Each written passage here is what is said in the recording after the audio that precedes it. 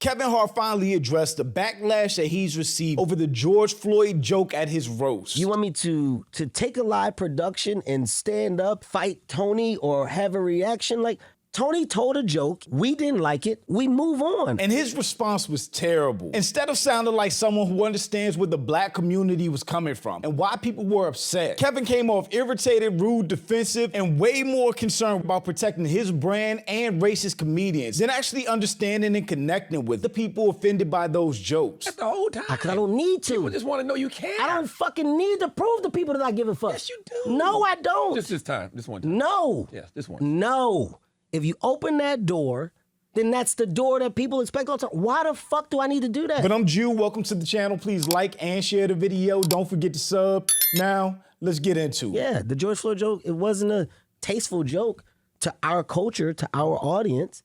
But our audience that's watching the roast, if you're watching the roast, you get why they're doing it. You get why the racial humor is on the table. Like, it's not... I wasn't shocked. Like, that's what they do. Go look at the Tom Brady one. Like, that's what they do. It happens every year when they do a roast. It's not new. It's not a new agenda. It's not a new approach to comedy. Do you feel like Tony Hinchcliffe went too far when he made that joke about George Floyd? It's Tony Hinchcliffe. Yeah. Like, I don't expect less. I don't expect more. I feel like you're saying going too far is the point. I don't want to put words in your mouth. Yes, I mean, that's why you're there. Mm-hmm. And I hate to say this, but I'm going to because we're being honest. People are talking about that joke. Talk about his set. Tony Hinchcliffe arguably had the best set, or one of the best sets, between Tony and Cheryl, and I would say... Tony Hinchcliffe is not funny to me. Naeem had a really strong set. Naeem had a very strong set. I was laughing out loud at Tony until that joke. Until the joke. But not even just that joke. I don't like when people joke about violent, tragic death. I like Pete's set, and then I was like, why you had to say about Charlie Kirk? Pete had a great set, too. Pete had a Charlie Kirk joke in it. Yeah. Like, would I tell those jokes? No. But do I get why they're being told? Mm-hmm. Yes. Like, I'm not looking at Pete crazy. I'm not looking at Tony crazy. Like, that's what... I know what you're going to do. Mm-hmm. I know your style of comedy. Did you see the interview that I did with Terrence Floyd, George Floyd's brother? No. So he said... No shot to you. No, that's look. I'm never watching that. That's fine. I just want to make it clear, I'm never watching that. Like, even now that you told me, I'm not going to go back and go look at that interview. No, because he's a fan. But I just want to make it clear so you understand what I do with my time. Like, I'm never doing that. Am I tripping? Was that kind of rude? He kind of sassed her for absolutely no reason. I guess it could be perceived as a joke, but she's a journalist trying to do her job. Okay, go ahead. I just asked because he's a fan of you. Mm-hmm. He saw the joke and it picked up pretty big. So I didn't know if you saw it, but he basically said, like, as a fan of you and knowing that you came to the funeral to support his family, even though it's a roast and Tony, that's what he does, they expected you to kind of be the person that would, like, stop it right in the moment or just not allow for certain things to happen. And he also said he wanted you to come harder. He said if they're going to joke, why you ain't come harder with your own jokes? All right. Racist jokes, I guess. This is actually a good thing to give a rebuttal to. See, then They talked about my dead mom and my dead dad. Said that they were running a train on my mom in that was hilarious, right? It was that was crazy. Yeah, that was Regina killed that. Right? Yeah, oh wait, that's right. You probably should say killed that. The jokes about Kevin was on a slave ship in a bottle with, like, the ship in the bottle. Like, I'm going to appreciate humor. I don't get affected by the attempt of humor. I get it, right? But those jokes were also about him and not somebody completely unrelated to him. George Floyd had nothing to do with the roast. He wasn't there, did no Kevin. Like, there was no point to have a George Floyd joke in this whole thing. In this case, like, do more. It's my production. We're live. The more is what? Like, what is it that you expect me? You want me to take a live production and stand up and fight Tony or have a reaction? Like, Tony told a joke. It wasn't a tasteful joke to us. We didn't like it. Okay. Hey, man, fuck that joke. We move on. I don't understand why we stand on a hill and it becomes like this big thing of, like, oh man, the motherfuckers, they do this. This is crazy. Kevin Hart's out here sounding like Sneeko and Myron, telling black people just to get over being called a hard R and get over racist jokes. Like Kevin Hart said, that was his production. He 100% can say who would be attending, who wouldn't be attending, and also what would be off limits for them. Andrew Schultz said all the comedians were told ahead of time that any Robert Kraft jokes were off limits at the Tom Brady roast. When Tom checked Jeff Ross, Bro. I think that was 100% real. Oh, yeah. Oh, really? 100%. Like, so Jeff, I think it got cut from the broadcast. I'll tell y'all something. Because the reason why I think it's real is because they told us no jokes about happy endings with Bob Kraft. Because I had a Bob Kraft tag. Oh. I had that joke about Randy Moss. I was like, Randy Moss, you make sure on Super Bowl Sundays, the only people celebrating a happy ending with a priest. Oh, yeah. And then the tag was, and of course, Bob Kraft. Yeah. And they were like, Tom asked us not to do anything with the massage show. But I was like, all right, cool. Like, the guy's coming here for this thing. Like, whatever. He's not getting roasted. He's sitting in the fucking stands. Like, all right. And then Jeff did it. And then Tom walks up and he goes, yo, cut that shit out. Or don't do that again. Yeah. Don't do that shit again. Yeah. But think about it. Like, this is the first comic that goes on, a live roast, and it's your night. Yeah. He was ready to shut the whole thing down. That's an alpha-ass move right there. Yeah. On top of saying what was clearly off limits for comedians, Tom Brady checked the comedian for a joke he didn't like and was ready to shut the whole roast down. So Kevin Hart can't be sitting here acting like it was his production, he was a star, but also he couldn't stop anybody from coming or telling certain jokes when Tom Brady did that exact thing. And they're attacking the culture. It doesn't have to be that. It literally is either you're a fan of this level of content or you're not. And if you're not... That's easy. I'm not a fan of racist jokes. I'm not a fan of white racist comedians or any other race of comedians that's racist or anti-black, targeting black people with racist, malicious jokes. I'm not a fan. And you don't watch it. So my last... This is probably the most bothered I've ever seen Kevin Hart. He seems frazzled, really agitated. Like all of this backlash that he's been receiving is really getting to him. Note for all attached to this is very simple, okay? Whatever the headlines or whatever the dialogue is, my rebuttal is simplicity. Remove me from it. I didn't say it. If you are upset that the night went on, that's a different conversation. It's nothing I can do. It's a production. It's a live production. I'm not compromising the live production for a reaction of what? What do you want me to do? I'm gonna drag him off? It's so weird. He's taking credit for ownership. He said, this is my production. It's my thing. But at the same time, he's ducking accountability by saying, I didn't tell the joke. What do you want me to do? It's not my fault. Is it your production? Is it your deal with Netflix? Are you the star? Or were you just a guest there that had no power? It can't be both. You want me to fight afterwards? You want me to turn it into, like, that's not what I agreed to do. That's not the job at hand. The job at hand was to produce a successful roast, which I did. I also got the rebuttal. I also got to say shit at the end. What are we dealing with here? I'll say it again. Stop talking as if I said it. Mm-hmm. So when you say the family and the family's affected, I didn't disrespect the family. Showed up for the family when it happened. Made sure that the family felt supported. Made sure that all things there were actually cool. That's crazy work. Him saying that doesn't make him look better. It actually makes him look worse. Because it's either one of two things. Either you were really disingenuous in 2020 when George Floyd died. You showed up at his funeral for a photo op because you knew it would be good press and acted like you cared because that was the movement. That was Black Lives Matter back then. And really you didn't care at all. So you have no feelings or connection when racist people at your event say racist jokes about a person whose funeral you attended. Or it's option two when you really did attend his funeral, being a good person, actually caring about George Floyd and his family. However, years later, you've sold out to the point that you will let racist people tell racist and offensive jokes about a man whose funeral you attended. So either way, you're a grifter sellout or you're a sellout and a coward. Neither one of those make Kevin Hart look good. Behind the scenes, just as an example, you know the one person that I talked to, and I'm not even gonna tell you the conversation, Stephen Jackson. Oh, I know he caught that. That's because that's my nigga. Yeah. Hey, Stack, let me just call you, man, so I can explain to you, like, the world of the roast, X, Y, and Z. Mm-hmm. We talked. I get it, Kev. We had a great conversation. But that's what I mean when I say, hey, man, let me call the one person after.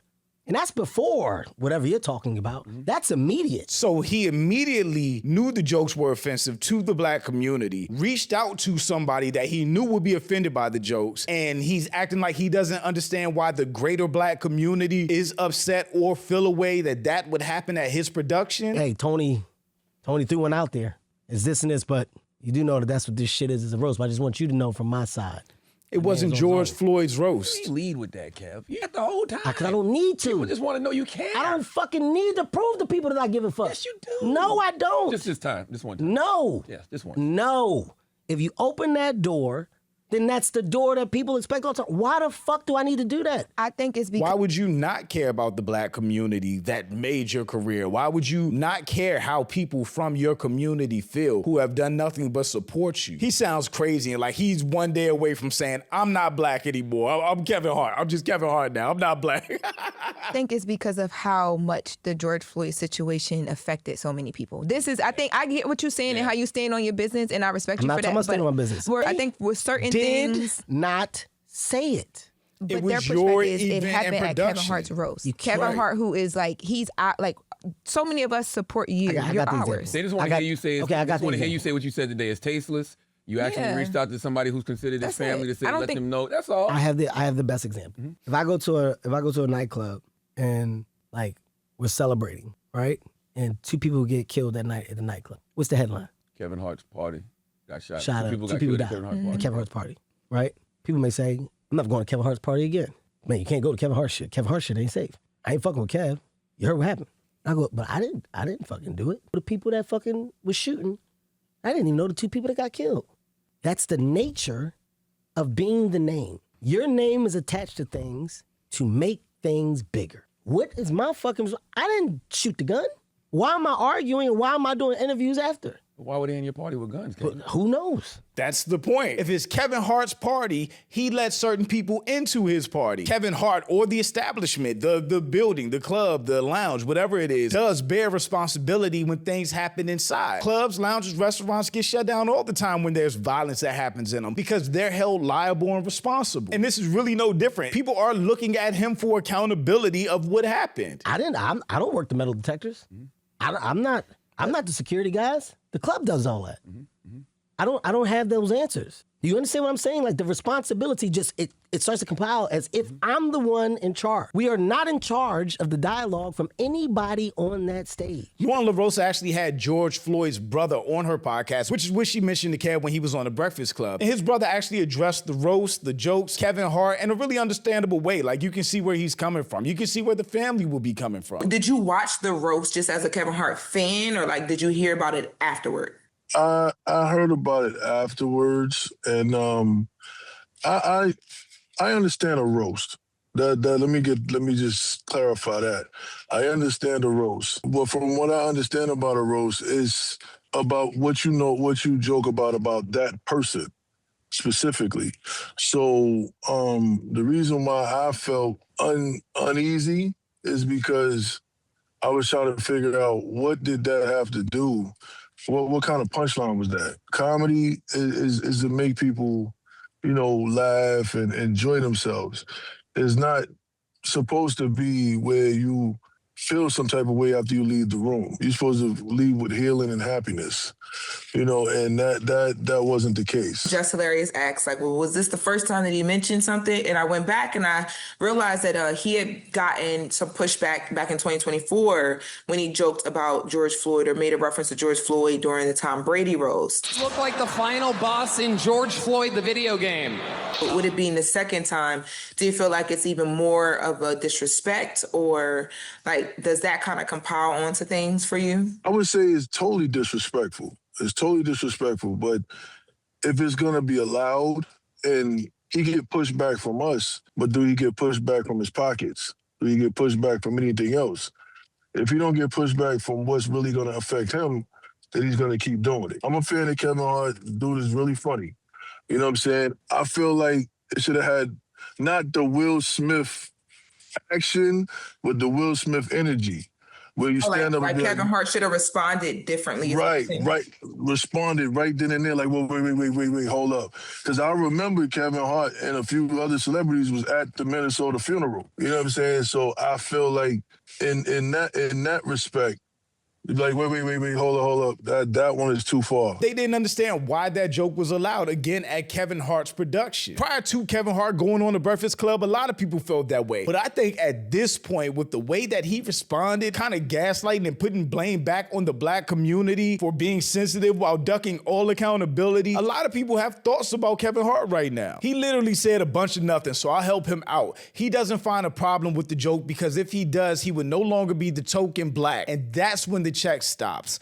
i.e. a raccoon. Kevin Hart was completely rude and disrespectful to this black journalist who obviously took pride in her work. He did come off very rude and dismissive to Lauren, who was part of the conversation, who did her research, who had a separate conversation and was trying to bring it up. You can play it off like a joke because Charlamagne was laughing, but he was kind of mean to her for absolutely no reason. It reminded me of Trump being nasty with the black female journalist 2 years back at the Black Journalist Convention. Black celebrities are such disappointments. I would agree with that. Why is he caping so hard for that white boy? I think that was kind of my takeaway from that Breakfast Club interview as well. Like, he's actively defending a racist who's made a career off saying racist jokes, who has a whole platform, the Kill Tony platform, of getting up there and being as edgy and racist as possible. And people can say, oh, that's comedy. That's not true. There have been tons of white comedians, great white comedians, that didn't have to be racist to get off jokes. He's going so hard for dude and understanding where Tony is coming from, but can't even understand where black people who are upset are coming from.